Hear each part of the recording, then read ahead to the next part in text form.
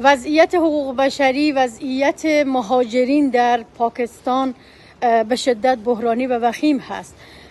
فهیمه زاهد یک تن از خبرنگاران و فعالین اجتماعی و همچنین فاطمه سادات حسینی یک تن از بانوان معترض در بازداشت پلیس پاکستان هستند. فعلا به کمپ حاجی انتقال داده شدن که از اونجا معمولا مهاجرین را رد مرز میکنن.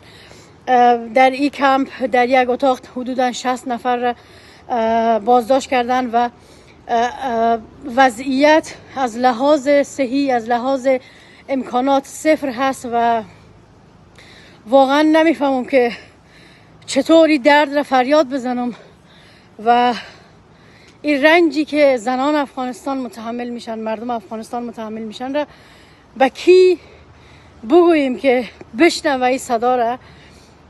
چرا جهان در مقابل مردم افغانستان اینقدر بی تفاوت هست و خاموش هست؟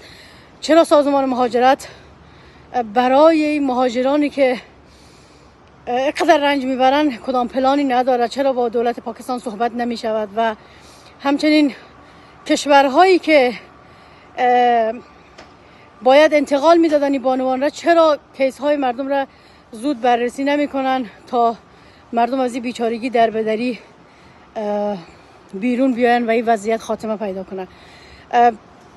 ما فعالین اجتماعی، فعالین زن از جامعه جهانی، از نهادهای بین المللی، نهاد حقوق بشر، از یونیسف، از تمامی ارگانهای بین المللی خواهش میکنیم که زودتر یک راهکاری را ارائه کنن. حداقل مردمی که در پاکستان هستن، اکثریت کیس هایشان در پروسس هست، زودتری مردم را انتقال بدن تا از این حالت، از این بحران و بی سرنوشتی مردم بیرون بیاین.